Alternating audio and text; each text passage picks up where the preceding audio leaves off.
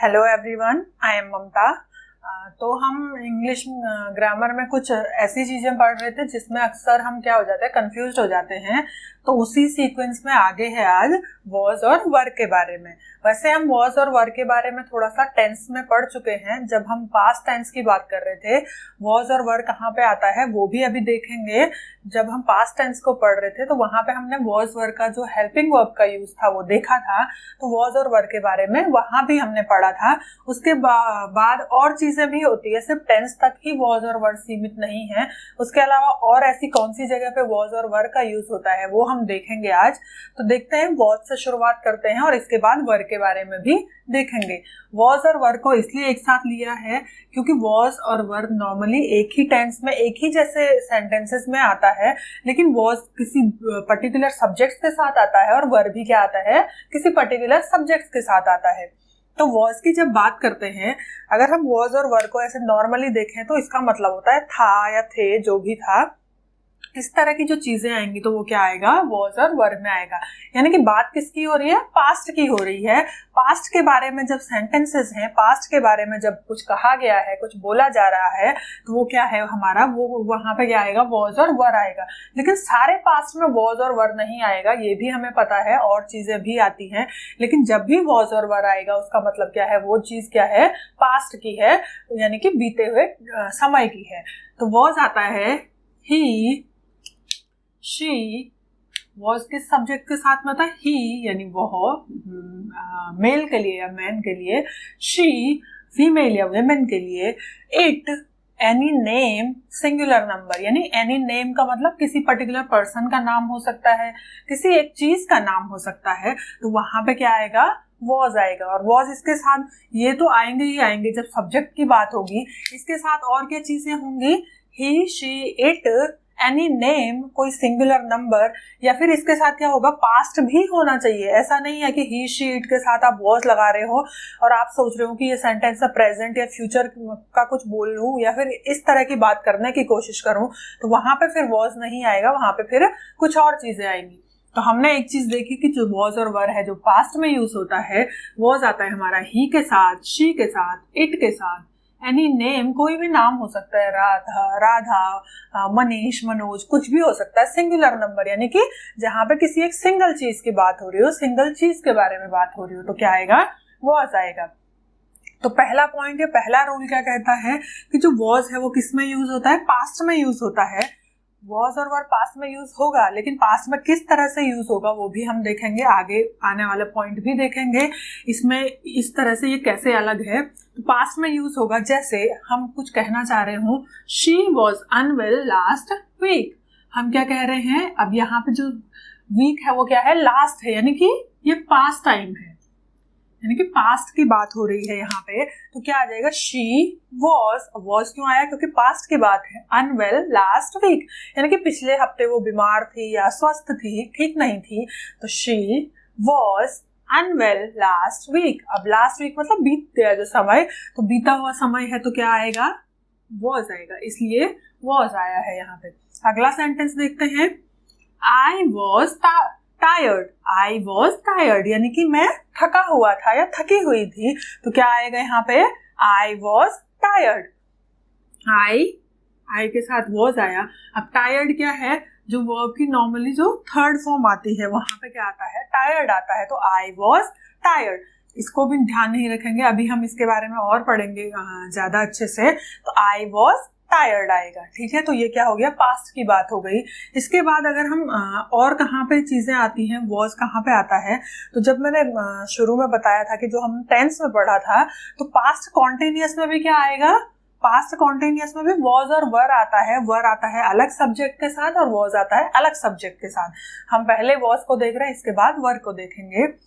Past continuous में was कैसे आएगा, I was studying when he called, मतलब मैं उस वक्त पढ़ रही थी जब उसने फोन किया। ही कॉल्ड, अब कॉल्ड आ चुका है तो यानी कि वो बात क्या हो गई है, पास्ट की है। और वॉज स्टडिंग का मतलब मैं पढ़ रही थी उस टाइम। तो I was studying when he called. दूसरा सेंटेंस है, he was cooking when the phone when the phone rang, यानी कि जब फोन की घंटी बजी तो वो क्या कर, वो उस वक्त खाना पका रहा था या खाना बना रहा था जब फोन की घंटी बजी। तो ये क्या है, ये सेंटेंसेस किस चीज का एग्जाम्पल है, पास्ट कॉन्टिन्यूअस का एग्जाम्पल है। इससे पहले हमने पास्ट का भी देखा, इसके अलावा और देखते हैं और कहाँ पे आता है। इतना समझ में आ गया होगा दो जगह पे। पास्ट कॉन्टिन्यूअस हमें नॉर्मली याद रहता है क्योंकि हम टेंस में भी इस चीज को पढ़ते हैं। इसके अलावा आता है पैरेलल एक्शंस, यानी कि जब चीजें क्या चल रही हो, पास्ट में थी लेकिन पैरेलल एक्शंस को मतलब एक के साथ दूसरी चीज भी हो रही थी। जैसे यहां पे आएगा आई, एक सेंटेंस का एग्जांपल ले लेते हैं, I was eating while he was studying. I was eating while he was studying. अब यहाँ पे दो जगह पे was क्यों आया है, क्योंकि सब्जेक्ट क्या है। एक और चीज ध्यान में रखनी है कि I के साथ भी क्या आता है, was आता है। he she it के साथ तो आता ही आता है, I के साथ भी क्या आता है, was आता है। I के साथ were भी आता है कई जगह पे, लेकिन वो सेंटेंसेस कैसे होते हैं, इमेजिनरी सेंटेंसेस होते हैं, यानी कि जो चीज अभी हो नहीं सकती है, जो इमेजिन कर रहे हो हम चीज, वहां पे आई के साथ वर आता है, बाकी जगह आई के साथ क्या आएगा, वॉज आएगा। तो यहाँ पे सेंटेंस क्या है, I was eating while he was studying. अब दो पैरेलल एक्शन है, एक तो क्या हो रहा है, ईटिंग यानी कि खाना खाने का, और दूसरा एक्शन क्या हो रहा है, स्टडिंग यानी कि पढ़ाई करने का, स्टडी करने का। और दोनों पैरेलल एक्शन दो अलग अलग सब्जेक्ट कर रहे हैं। एक जगह पे आई है सब्जेक्ट और दूसरी जगह पे क्या है, ही है सब्जेक्ट, और दोनों जगह पे वॉज है, क्योंकि आई के साथ ही शी इट कोई भी सिंगुलर नंबर होगा तो क्या आएगा, वॉज आएगा। तो पैरेलल एक्शन यानी कि जब मैं खाना खा रही थी तब वो पढ़ाई कर रहा था। तो ये इस सेंटेंस का मीनिंग हुआ, ये इस तरह से आएगा। या फिर एक और जगह पे आता है जहां पे आता है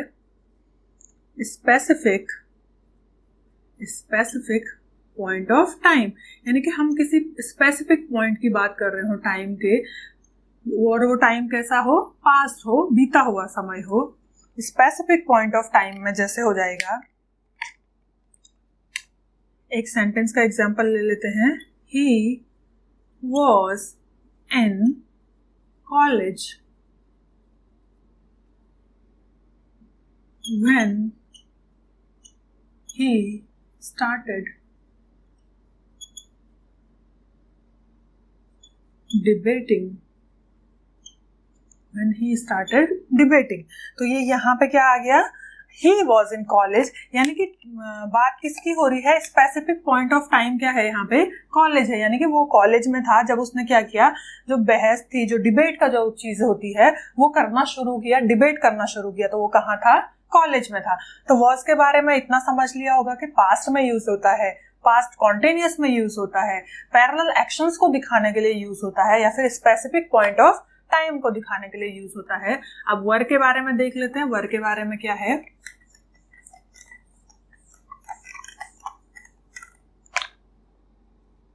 वर के बारे में तो वर आता है वी के साथ भी वर आएगा, यू, दे,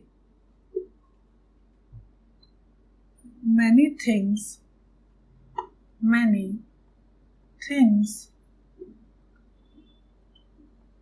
और इसके अलावा प्लूरल नंबर। ठीक है, प्लूरल नंबर के साथ भी क्या आएगा, वर आएगा। अब यहाँ पे प्लूरल नंबर यू को कई बार प्लूरल नंबर यू हो भी सकता है और नहीं भी हो सकता है, वो चीज अलग है। तो आई का जैसे हमने यहाँ पे ना तो आई को सिंगुलर लेते हैं ना प्लूरल लेते हैं, वैसे ही यू का भी केस कई जगह पे प्लूरल हो सकता है, कई जगह पे नहीं हो सकता है। तो वर आएगा वही पास्ट में, वी के साथ आएगा, यू के साथ आएगा, दे के साथ, मैनी थिंग्स या प्लूरल नंबर, जहाँ पे बहुत सारी चीजों या बहुत सारे लोगों की बात हो रही हो वहां पे क्या आएगा, वर आएगा। जैसे इसका एक एग्जाम्पल ले लेते हैं, पास्ट में अगर एक एग्जाम्पल ले लें इसका, तो इस तरह से होगा, वी वर। अब वर क्यों आया, क्योंकि सब्जेक्ट क्या है, अब वी है, और वी के साथ क्या आता है, वर आता है। We were, worried, worried. अब पास्ट की बात हो रही है तो वर्ब भी क्या आएगी, पास्ट वाली ही आएगी, वरिड अबाउट द रिजल्ट्स। यानी कि हम रिजल्ट को लेकर क्या थे, चिंतित थे या वरिड थे, तो क्या आ जाएगा, we were worried about the results आएगा। क्या दिखा रहा है, पास्ट का दिखा रहा है, वी है तो वी के साथ वर आएगा। अब क्योंकि वर मतलब पास्ट की बात हो रही है तो वरी की कौन सी फॉर्म आएगी, पास्ट फॉर्म आएगी, वरिड। ठीक है, इस तरह से। या फिर पास्ट कॉन्टिन्यूअस में देखते हैं कैसे होगा, पास्ट कॉन्टिन्यूअस में वर का यूज कैसे होगा। क्योंकि पास्ट कॉन्टिन्यूअस में मैंने बताया था वॉज और वर वहां हम पढ़ते हैं टेंस में, जब वॉज और वर की बात करते हैं सबसे पहले, तो पास्ट कॉन्टिन्यूअस में उन चीजों को पढ़ते हैं, वॉज आता है इन सब्जेक्ट के साथ और वर आता है इन सब्जेक्ट के साथ। इसका एक एग्जाम्पल देख लेते हैं, दे। अब दे है तो दे के साथ क्या आएगा, वर आएगा। दे वर शॉपिंग, क्योंकि कॉन्टिन्यूअस की बात हो रही है, while they were shopping, while they heard an explosion। ठीक है, और कोई सेंटेंस भी हो सकता है, ये एक एग्जांपल लिया है यहाँ पे, दे वर शॉपिंग। अब ये सेंटेंस क्या दिखा रहा है कि वो खरीदारी कर रहे थे जब उन्होंने क्या कोई धमाका सुना या कोई एक्सप्लोजन सुना, तो ये क्या है, पास्ट कॉन्टिन्यूअस है। वर आया है क्योंकि दे है यहाँ पे, शॉपिंग आया है क्योंकि पास्ट कॉन्टिन्यूअस की बात हो रही है। तो ये तो था वॉज और वर के बारे में कुछ हमारे जो कंफ्यूजन थे। अब इसके साथ ही प्रैक्टिस भी देख लेते हैं, प्रैक्टिस के क्वेश्चंस भी देख लेते हैं, ताकि हमने जो वॉज और वर के बारे में अभी तक पढ़ा है ये समझ में आ सके कि हमें कितना कुछ समझ में आया है इससे। तो प्रैक्टिस क्वेश्चन कर लेते हैं। तो अभी तक हमने देखा वॉज एंड वर के बारे में कि कहाँ पे वॉज यूज होता है, कहाँ पे वर यूज होता है। इसके साथ ही हमने उसके अलग अलग रूल्स भी देखे थे कि कितनी जगह पे वॉज आ सकता है और कितनी जगह पे वर आ सकता है, उनके साथ वर्ब किस टाइप की रहेगी और कैसे कैसे सेंटेंसेस में वो चीजें आएंगी। तो वॉज और वर के बारे में हमने इतना देख लिया अभी तक। अब इसके कुछ एग्जाम्पल्स हैं, प्रैक्टिस क्वेश्चंस हैं, उनको करना है और आपको भी इन प्रैक्टिस क्वेश्चन को जरूर प्रैक्टिस करना है, ताकि जो हमारी जो समझ है वो बेहतर हो सके वॉज और वर के बारे में। इसके अलावा आप और भी प्रैक्टिस क्वेश्चन कर सकते हैं, और भी क्वेश्चंस को प्रैक्टिस कर सकते हैं, क्योंकि जितना ज्यादा प्रैक्टिस करेंगे तो चीजें उतनी ज्यादा क्लियर होती जाएंगी। तो पहला है यहाँ पे, we dash very fast runners. ठीक है, हम फास्ट रनर्स थे, तो यहाँ पे वॉज आएगा या वर आएगा वो आपको बताना है, इन दोनों में से ही कोई एक चीज आएगी। नेक्स्ट है, I dash enjoying the ride, यानी कि मैं राइड को एंजॉय कर रही थी, तो यहाँ पे वॉज आएगा या वर आएगा वो बताना है। थर्ड है, the children dash playing hide and seek in the park yesterday, यानी कि जो बच्चे थे वो क्या खेल रहे थे, हाइड एंड सीक खेल रहे थे पार्क में, कब, कल खेल रहे थे, यानी कि यस्टरडे बीते हुए समय में। तो वॉज आएगा या वर आएगा वो बताना है। लास्ट है, you dash suppose to help me, यानी कि तुम मेरी मदद करने वाले थे, अब यहाँ पे वॉज आएगा या वर आएगा। तो इस तरह से ये प्रैक्टिस क्वेश्चन है, इनको जरूर कीजिए। इसके अलावा आप और भी एग्जांपल्स और भी प्रैक्टिस कर सकते हैं क्वेश्चंस को, जितना करना चाहें, ताकि हमारे जो कॉन्सेप्ट है वो और अच्छे से क्लियर हो जाए इस चीज के बारे में। तो ठीक है, फिर मिलते हैं अगली क्लास में अगले लेक्चर के साथ। तब तक पढ़ते रहिए और क्वेश्चंस को प्रैक्टिस करते रहिए। Thank you.